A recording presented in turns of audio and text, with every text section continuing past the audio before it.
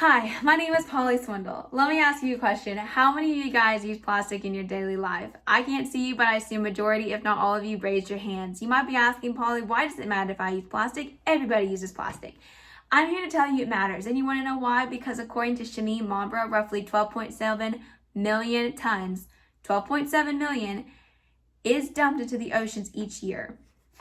I know plastic is inevitable. It will always be around, but I have seen firsthand the side effects that it has on marine life in our oceans, making me a credible person to give this speech. I was also brought up in an environment at home that really honed in on the importance of the 3 R's to reduce, reuse, and recycle, and I've always incorporated that into my 24 years of living. Today I will be discussing the effects that plastic has on marine life due to the increased supply and demand of the production line, discussing how and why recycling works and how we can play our part by incorporating recycling into our daily life. It is important for people to know this topic and to discuss it here in the speech today because it is something that will always be relevant, especially now. This is something that will affect not just us, but every generation and every species that comes after us. The first point I'm going to discuss is how plastic has become America's convenience and how it affects marine life.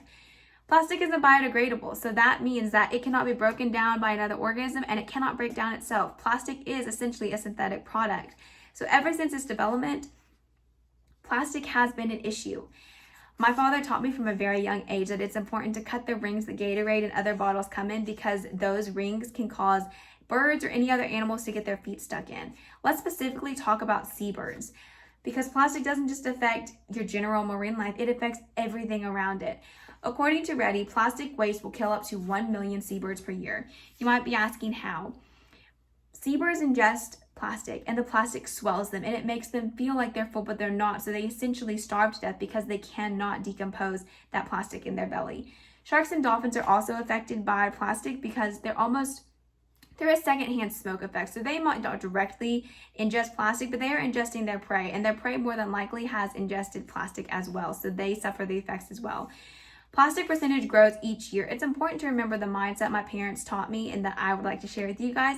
What you give is what you get. So if we continue to give poorly and treat others in the marine life, in the oceans, what have you, if we continue to do poorly, we will continue to see that in our life.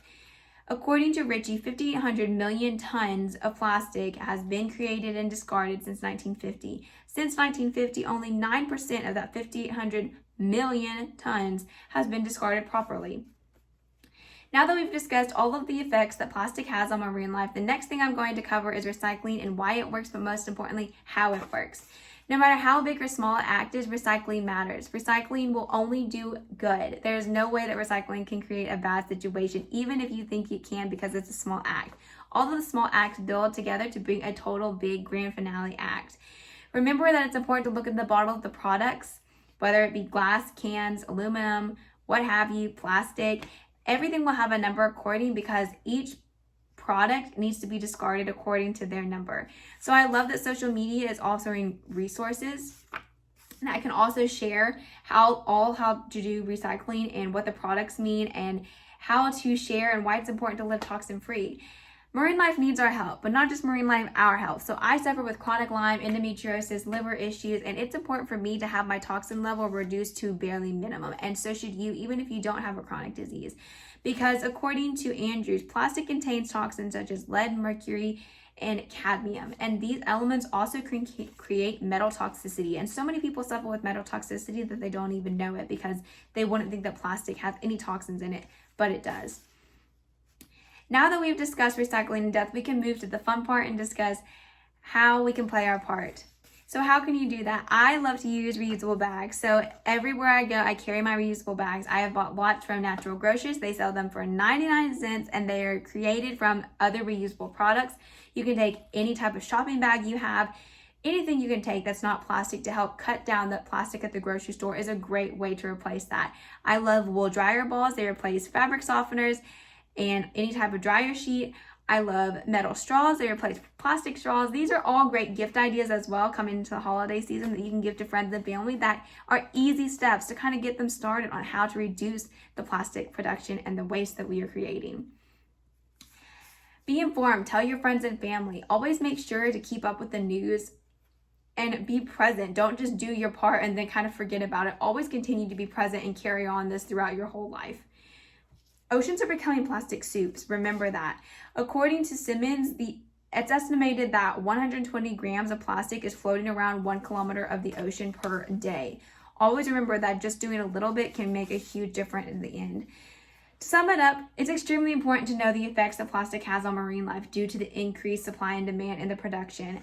It's important to discuss how and why recycling works, and it's so important to know how to play your part by incorporating recycling into your daily life. Plastic use and production is inevitable in today's world, but it's important that we continue to stay up to date and stay informed and help and do our part.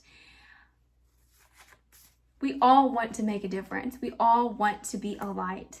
It is so easy to make a difference through recycling. It is so easy to make a difference with marine life. It only takes one person.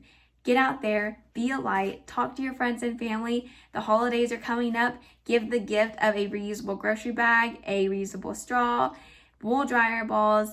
Do your part, get on social media, be a light, stay fit, stay healthy, help the marine life, because helping the marine life and helping save the oceans creates a better environment for them, for us, and we can do that. We can be a light. We can bind together and all do our part one step at a time.